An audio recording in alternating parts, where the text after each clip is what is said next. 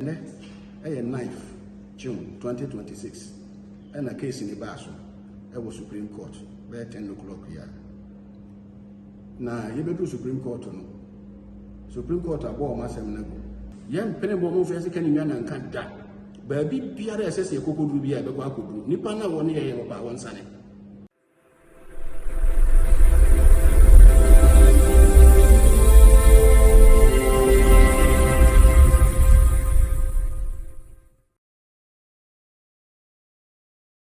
Abusianfo me church obia e mo obia kwaba e de baba Grace TV so gidi se twedi ampo nyankopon atom abusia obia ho ye mesre obekan ho baba Grace TV so a na wa like na wa comment na wa share ama for friends so enya bia hwem so obey ntinya me show na wonye wa koma so ade FM abusia breaking news eba and it said na ya me no kase the Supreme Court of Ghana atnasi na some what nas na ya the original House of Chiefs versus the Nsoatre Traditional Council na no and the Supreme Court nas no Atimu wodi abin na say and someone that original House of Chiefs be down no oba to agu and no that chen wasanso afine the original House of Chiefs obo omoka 30,000 Ghana cedis en kanisi kadada no 300 million say the original House of Chiefs in tuya na busuya and something na say obe kaya be na wotwe mienu ni and he was Nsoatrehene for a press conference ahodo e chere se mu ye interviews akase cheche omo nsemo na ni na say afim pimienu ene aduonu baako Bosumi nsia no de toso na aduonu en 28th of June 2021 and then Nsoatrehene kunyina aka bom esi Dormaahene ye friends or therefore hene amframfo e de tina kunya so say Nsoatrehene na anso hono mo a eye sa afi no afim pimienu aduonu baako na mu Bosumi 6th of August 2021 ena Nsoatrehene nyina aka bom a broni beka se omo outdoor ya na se omo yi Dormaahene de nature sanse mpanyini se Asantehene de odichere na ebusuya eno anso a on se oba ye man Ghana mo ase de emra ne sitie no so ofa mamani amani na akwan so na wusu adichere okro wi a ensa de na aka ne se ye de odi be contractem ye fe bi National Register of Chiefs ye krata Ghana ahemfu na di wom tu wusu adichere okro wi a ye de odi kom ye tintim wom na afi mranzo age watum se de ye sene fata eti de odi kom wi National Register of Chiefs mu wi a eno na ye kan se a gazette na ne ye do extra tama wa be ya dance am obi on sampa oyo he na odi won krate ma mamle ne amane ye kwan so ti no ewia na afi ama wa hinye nyina ba bedi mu na Nsoatrehene ku ya kire se ebra odefo hene amfrafo ye o ye Nsoatrehene so ade kire ne man wi ye no de na aka ne se e wo se ne krata fi be bia tsanku na wo Nsoatrehene ekọ mantam wo Nsoatrehene and this case Nsoatrehene obono mantam ti wo se ekọ bono original House of Chiefs anonymous tsanku na wo na omo na broni beka so mbese wo as medium and as a conductor Omode Nsoatrehene enkrata chieftaincy declaration force ebe free sunyane aba national ye kumase ya atenkonye wo Nsoatrehene na asensan obi a de nsa sha asese de sene fata yemfa na nkrata ewura akoye buachibidi yemfa na nkrata ewura enesei echinase ema enokranti kofa manso no mentu anse bebre kura bai na omode omo asem Nsoatrehene atenkonya allegation omo allege ne se Omo ni se the original House of Chiefs akwatai de shebrantie bi a friend say eye de shebrantie aje kura echi epese omo ta na echi a mo woni Nsoatrehene kuya no etwe na afi bi echi na bi for reasons best known to them said the shebrantie no omo ta na echi ama na ba ye no say you omo dwe ho omo ntia say but omo de omo said the shebrantie no ena the original House of Chiefs was your referee in this matter and so original mfimfi adantemu no say obeka fani efani na abo mama so dua ba no okogina wo mo echi ata wo wechi ama akofa ha ne amani bebre aba besine na Nsoatrehene yentumi gazette na no danche abusua ensam na kwa ma akodu appeals court mpo appeals court ko ye no appeals court asem ko appeals court na asem appeals court ka chon ne se atenanku ye ni na do mo nsa hye na chieftaincy declaration forms wase no mo gini tumu nko ade a se manso ni ho yen gazette Dormaahene ya awaba no na omo chem se no anti Omuma example, please call crime example say. Na suma mine out here kunya sabe na wada roma me na aka ase. Ebra na esuawie na manso ho ye business manso da so ho. However, enam say please call asem ho kan yenti no. The original House of Chiefs eto aso de na nkata eba national okumase a ama etintim wo aban wa say yin na nim say na suma ne. The di won krata mu ya gazette no ampo National House of Chiefs kwa obebi. Afi mi am na sunyane mahema so. Appeals court according to Nsoatrehene kunya appeals court make case say empo sunyane mahema so ebra na ye yi no edna chere sunyane mahema na mentem wase kakra ho na so appeals court there bi se kobasa tenkwa na yudia as a man so be order for this year money adia. You go ahead and gazette nti and okre the Bono House of Chiefs go ahead and gazette and that's what nan krata ba kuma say ya gazette sunyane man he was on the D1 kratem. Now the omo dwen wo omo ntia say besine wo omo Nsoatre for there. Omo nsem na kwa bibi ho ne ntimi nka de omo emfa nchom. Now say akwa akoduma peace court. Ama peace court kra kasa ibu asem no oka say o ma the Bono original House of Chiefs announced on 7 days. Say Onfa Nsoatrehene or therefore hene and Franfun Krata, the chieftaincy declaration forms. Every Nsoatre, and I say every Sunyani because every Nsoatre Besunyani, every Sunyani national Okumase. Within 7 days now, so Nanso Busia, a business Abel of Nokase, or Monkratano, not a mai. Omotima, Oman, Kebian, Shimon, or Mutian and TSA. The Blue Original House of Chiefs at Tabu, the one big now, a appeals court. Yeah, the entity of the Abenas almost saw peace court say, a table na court the Abano. And the court Emma almost stay of execution. Abusia stay of execution in a court waka asem. Now was a wood one moving out says court with them so and train so and I want to ask you to know. You so can ye be answer, the into a movie answer. Or saying no about the court. Only by that court one more train say. The appeals court be for asem now and out of nowhere. Woman and TSA, the Blue House of Chiefs, one of the assembly choir, said be a classic wakan in some way. Or once I could hear some of the other dying. Appeals court stay of execution. Once I could hear from one of the bayou. Or once I could hear from Asantehene the assembly court die Supreme Court. Yes, some of the Supreme Court in Supreme Court and share Nanka among granted stay of execution. Said the Beya, a year, and some more court waka say, what shall the Blue Original House of Chiefs announced on 7 days? Say, or therefore Hene and Franfua on the yen Nsoatrehene. Omo fan in Krata chieftaincy declaration forms every Sunyane, that's the Bono Original House of Chiefs, every National House of Chiefs Kumasi now, Omo train the Supreme Court in one more Nanka, Omo train Kakra, and Copim say bia, the Ompeso on a motu, Ompeso to be a to every and BBI Boko. No, and then Supreme Court Samson, or Samson, more king, and say, there be a someone the Bono Original House of Chiefs Ekam, or Jitu Winnie, a son say, as some of the Aqua there peace court. A peace court and Transams one can. Now, what year for us, or the Abba Supreme Court, there be a say, Tia, ye mind Ganamra. They won't say, stay of execution, I open free a peace court on. As much Supreme Court can stay of execution, I open free a peace court on. So a peace court ex naso, and maybe a peace court naso, one farm mouth there. And I come to be a court of a higher jurisdiction than the appellate court, and also the appeals court. In this case, the court of higher jurisdiction than the appellate court, and also the appeals court, no, a Supreme Court, because appeals court ever form a change Supreme Court. In other words, Supreme Court is to change appeals court. In Tino Senka, Supreme Court now something so kind. And what kind also there be appeals court, Bono Original House of Chiefs. Stay of execution I'm open. I mean, farmer, my bad to a good year, and yeah, and you know, so be a say.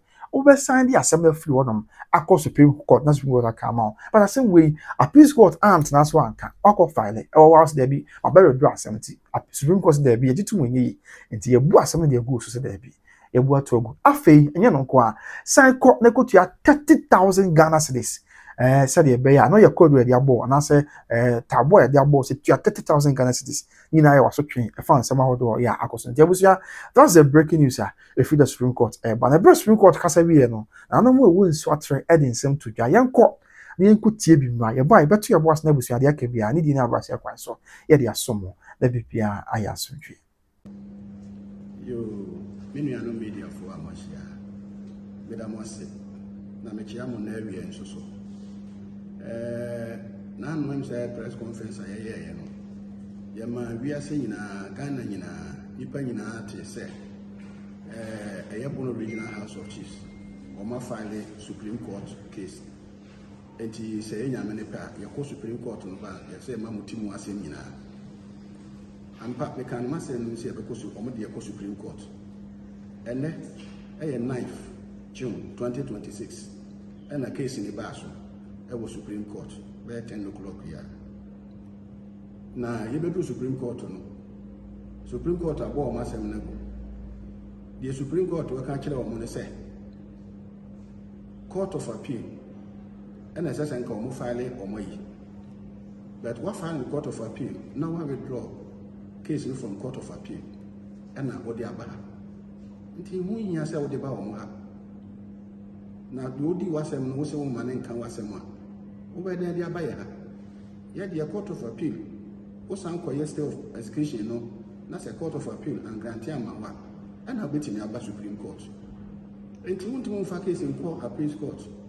na won ko withdraw from appeals court na wo me file the case no Supreme Court ye nya ne sa ba bia no kure nyame ne wi ase nyina me pese mu hu na mu hu se so fa lawyer papa wunya atemu papa na lawyer Mujib Rahman ene akadini sa kanse mienu omuko tumbra papa ewo ho man mpanimfo justice se tena asa no so no omo nipa num ni nyina decision ne se ne omo ye no man ya de ese se nka omo file case no appeals court na omo ne di asem no omo na behwe ansa na timadu omo enti nipa num ni nyina abbo omo asem na bu se eni nyina so bia enti de meka kira mansa nyina ne se monko so anta ya chi na monko so enkoma ye na nye enko Nsoatrefo na monko amaye mo ye ko ama bono man ene Ghana man na Ghana man afa ne ntoma pa afira ewo ahensem na nipa mienu miensa sere maka no enti mu hijack bono original house nyankopon pese ene yem Nsoatrefo yem be pagya na bono man engine ho enunti na asem we yapagya ye de atena sesa mfie nu ye nkasa ye nyehwe asisire de saa na ekoso se de yaka akire no nanso eye nyame ye de amato ne so nti no nyankopon no wakasa mai na odina ye chi nso se bono man Nsoatre be gina ako age bono man na ekoso sampa na nye de enye fa nso so ukọ ho a wonti ase na ne nyina no bono house na atena sesa obeye sa nchecheye no na ye Nsoatrefo de kan pay atini pay say ye mpene bo mo fiase kan nwa na nka da ba bi biara esese ekokoduru bia be kwa akoduru nipa na woni ye mo ba won sane na so won sane de a ne ntam kase ne ne ma right abusuanti nananom ye wo Nsoatre ensem bi okan ne akwakotie e de aba no de wakasa se o de asida na ematweni ampon na won se mo ana mo ka no na mo hu ne se ntwenchia bi ikoso wo baabi o mu ne se nipa bi ahye da so be ka o mo ahye na utie nananom se wo kan a o di ya kakra sanse ensem na make abusu ohini so aye in the year 2021 afin pim ye nu aduonu baako ena Nsoatre man na ye kana se mi osuade chire kro ti die ya na beba sa bre no abesi ne na yi gazette mo fa na nkratan free regional every national na akoy bibio ho obeka ya me kan tutu asobo a sampa de na sa na kokoye ebra mpo court share say about 21 working days mo fa na nkratan free sunyane every national kumase na akoy bibio ho na ase ye twentwen na asaka ka ne ade wo mu a emakudu ewisa court na take in 20 position say or share national house of ebusia tiase you or share national house of chiefs say enam said the national house of chiefs enye na adwen say what dey krata no be ba say the senate fatent no ene dey any abase kwes national mo gazette na no within 24 hours enti o se du bia na am say dey mra na bu mu anti ese no bi waju bia kopem level bia ebia na mra no hwa there be on tiase say na be because say dia do this in line with law. This is the National House of Chiefs and Jafla. We sorry, I'm saying, I want the RCS National House of Chiefs get it and that's Jafla. Similar situation here, because court to Kasai, High Court, Appeals Court, we na Kasai, we say one for Kratanembra, yes, young farmer, copying because I am a registrar, I am a macondi. Yeah, on them Russian and so they also the Kratanaba, or the Krata by ya. Now, according to Yama, no assembly say, oh, ya threats near the ever sa na ye bu, running in tia, ever sa near ye bu.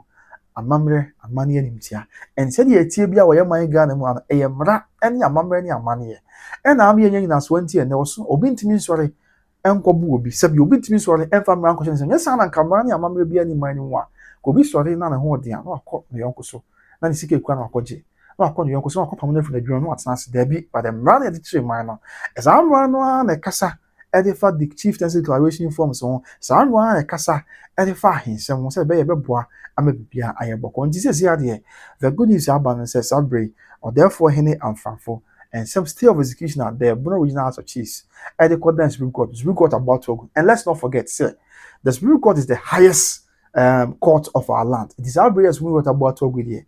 Ebia Sebeko Privy Council and no kana colonial days and some no ebe Supreme Court kana wontiasi and ko Privy Council or London.